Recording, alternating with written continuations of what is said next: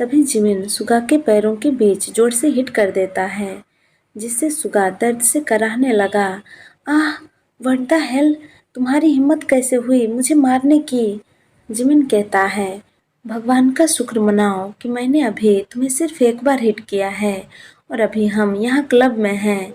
अगर तुम मुझे बाहर मिले होते तो मैं तुम्हारी ऐसी हालत करता कि तुम फिर कभी किसी से इस तरह से बात नहीं कर पाते।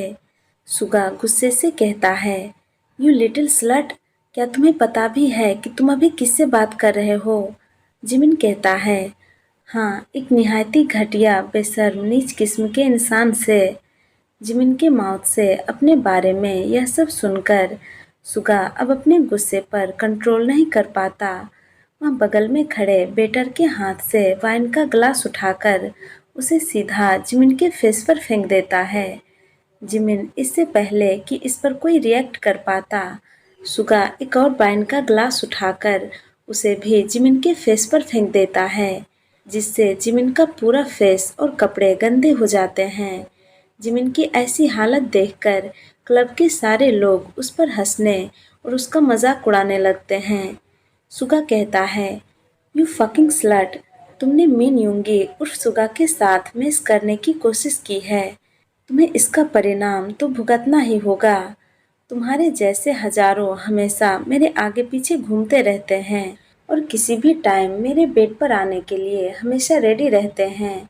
उन्हें बस मेरा एक इशारे का इंतज़ार रहता है और तुम मुझे नखरे दिखा रहे थे। तुम्हें तो थैंकफुल होना चाहिए कि मैं खुद चलकर तुम्हारे पास आया और तुम्हारे साथ कुछ भी करने से पहले तुम्हारी इजाज़त मांगी, वरना मैं किसी को भी इतना भाव नहीं देता कि उसके साथ कुछ भी करने से पहले उसकी मर्जी जानूं। तो तुम्हें मुझे फालतू में इतने नखरे दिखाने की ज़रूरत नहीं थी। मैं जो कह रहा था, अगर वह तुम सीधा सीधा मान लेते तो तुम्हें अभी इतने लोगों के सामने शर्मिंदा होना नहीं पड़ता। जिमिन बस अपने स्पॉट पर फ्रीज था, उसकी उंगलियां तक नहीं हिल रही थी। उसे देखकर ऐसा लग रहा था जैसे वह कोई पत्थर का बन गया हो। सुगा आगे करता हुआ कहता है, यू नो व्हाट, अगर मुझे कोई भी चीज़ पसंद आ जाती है या मुझे वह चाहिए होता है तो मैं किसी भी कीमत पर उसे हासिल करके ही मानता हूँ। और अब मुझे तुम पसंद आ गए हो, सो मैं बेबी ब्यूटी, चाहे जैसे भी क्यों ना हो, मैं अब तुम्हें अपने बेड पर किसी भी कीमत पर लाकर ही रहूँगा। और अगर मेरा नाम लेकर तुम्हें पूरी रात स्क्रीम ना करवाया तो मेरा नाम सुगा नहीं। सुगा आगे और भी कुछ कहने ही वाला था कि तभी एक जोरदार थप्पड़ सुगा को चौंका और चुप करा देती है। पूरे क्लब में थप्पड़ की तेज आवाज गूंज उठी थी। सभी लोग बिल्कुल साइलेंट हो गए थे। जिमिन देखता है कि जंगकुक सुगा के सामने खड़ा है और बहुत ही ज्यादा गुस्से में लग रहा है। सुगा जंगकुक को अपने सामने देखकर शॉक्ड हो जाता है। वह मन में सोचता है, यह लिटिल बॉय यहाँ क्या कर रहा है और इसने मुझे थप्पड़ क्यों मारा?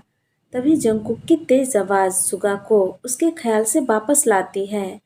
तुम्हारी हिम्मत कैसे हुई मेरे भाई के साथ इस तरह से बात करने और उसकी इंसल्ट करने की?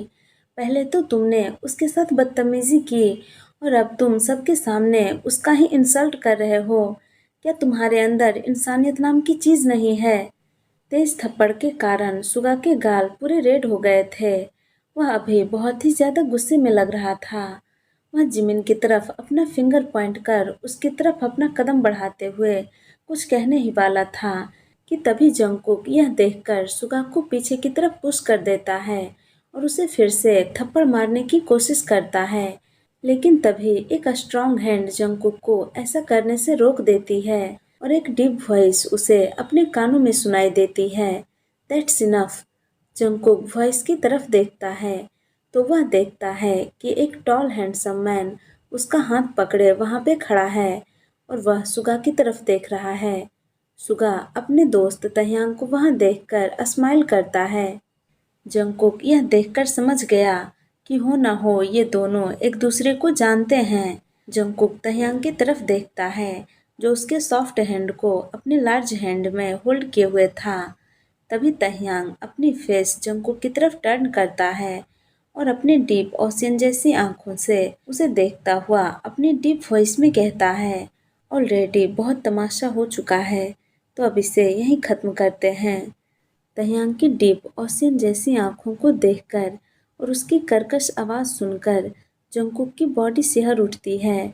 उसे फिर से वही अनजानी सी डर महसूस होने लगती है जो उसे पहली बार तह्यांग की फोटो को देखने पर हुई थी।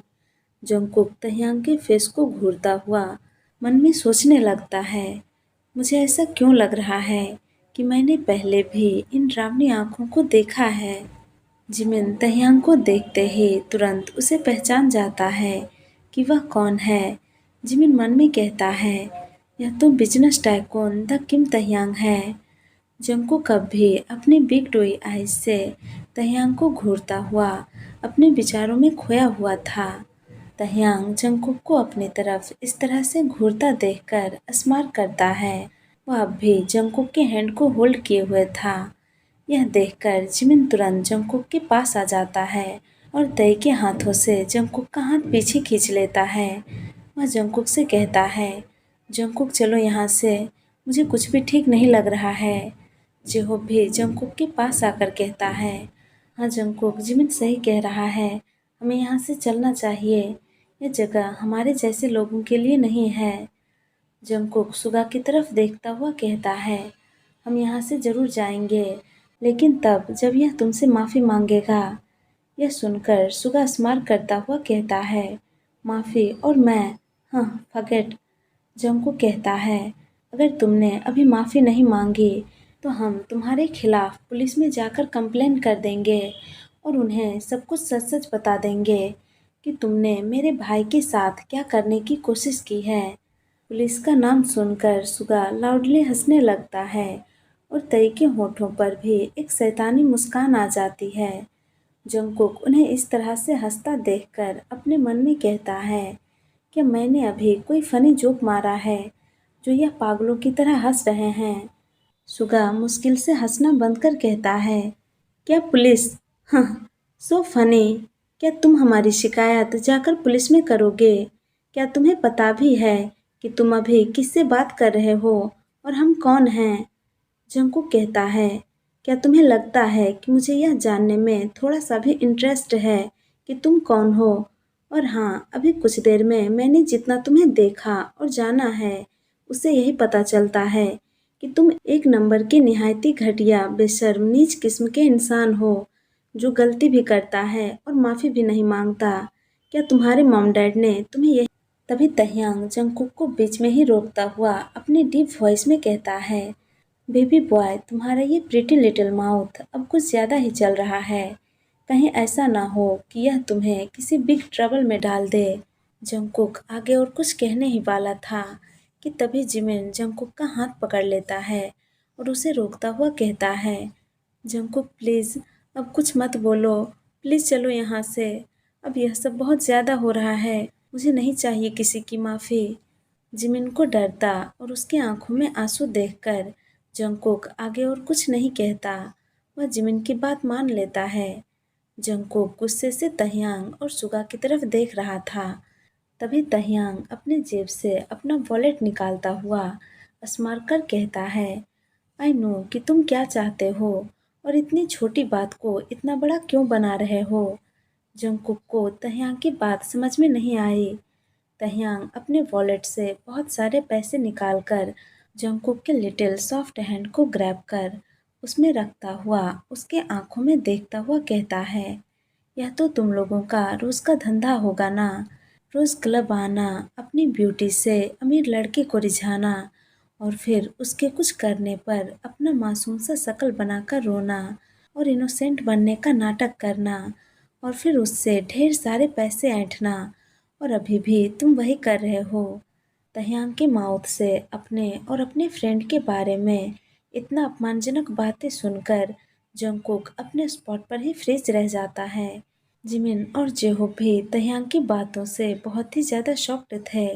उन्होंने कभी नहीं सोचा था कि किम तह्यांग इस तरह की मेंटलिटी का पर्सन होगा। आज तक किसी ने भी उनका इस तरह से अपमान नहीं किया था। पूरा क्लब बस बिल्कुल शांत होकर यह सब देख रहा था और एंजॉय कर रहा था। कोई भी तह्यांग और सुगा के खिलाफ एक भी शब्द कहने की हिम्मत नहीं कर रहे थे। जंगकुक गुस्से से अपनी मुट्ठी को कसकर बंद कर लेता है और तह्यांग के दिए हुए पैसे उसके फेस पर फेंक कर गुस्से से कहता है, तुम किसी के आंसू और उसकी इज्जत को अपने इन पैसों से खरीद नहीं सकते। तुम बिना किसी के बारे में जाने उसे जज नहीं कर सकते। आखिर तुम हो कौन? हाँ? वह तह्यांग को अपनी नफरत और घृणा की नज़रों से देखता हुआ कहता है, क्या तुम इंसान कहलाने के भी लायक हो? और अगर हो तो तुम्हें पता होना चाहिए कि किसी के सेल्फ रिस्पेक्ट और उसके इमोशन को पैसों से नहीं खरीदा जा सकता। जंगकुक की बातें सुनकर तह्यांग की आंखें डार्क हो जाती है और वह बहुत ही ज़्यादा गुस्से में दिखने लगता है। वह गुस्से में बहुत ही ज़्यादा खतरनाक लग रहा था। जंगकुक तह्यांग को गुस्से में देखकर अपना सलाइवा निगल लेता है। उसे अभी तह्यांग के डार्क नज़रों से बहुत ही ज़्यादा डर लग रहा था, लेकिन यह वह अपने फेस पर शो नहीं करता। वह उससे अपनी नज़रें हटाकर जिमिन एंड जेहोब का हाथ पकड़कर वहाँ से जाने लगता है। तभी कोई पीछे से उसका हाथ पकड़ लेता है और उसे जोर से अपने करीब खींच लेता है, जिससे जंगकुक अनबैलेंस होकर गिरने लगा। वह डर से अपनी आंखों को बंद कर लेता है।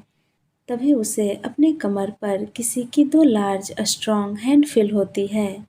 जंगकुक स्लोली अपनी आंखों को खोलता है तो वह देखता है कि तह्यांग उसे अपने गुस्से से भरी लाल आंखों से देख रहा है। तह्यांग अभी गुस्से में किसी हैंडसम डेविल की तरह लग रहा था। जंगकुक की इनोसेंट आइज जब तह्यांग के रेड एंग्री आइज से टकराती है तो जंगकुक की धड़कनें पहले से 4 गुना ज़्यादा फास्ट हो जाती है और उसकी होल बॉडी आइस की तरह कोल्ड हो जाती है। जंगकुक को तह्यांग की बाहों में देखकर और अभी जिस तरह से तह्यांग जंगकुक को घूर रहा है, यह देखकर जिमिन और जेहो बहुत ही ज़्यादा डर जाते हैं।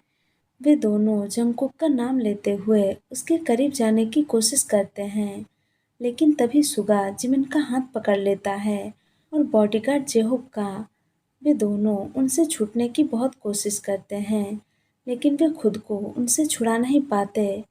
तह्यांग जंगकुक के थिन वेस्ट को टाइटली ग्रैब कर उसे अपने इतने करीब खींच लेता है कि जंगकुक को अपने फेस पर उसकी गर्म सांसें और उसकी सांसों में घुली हुई शराब और फ्रेश मिंट की खुशबू फील होने लगती है। चलिए गाइस, तो इस पार्ट को मैं यहीं एंड करती हूँ। आप लोगों को यह पार्ट कैसा लगा कमेंट करके ज़रूर बताना और वीडियो को लाइक शेयर और चैनल को सब्सक्राइब भी कर लेना। Thank you guys, thank you for watching. Tata, bye bye, good night.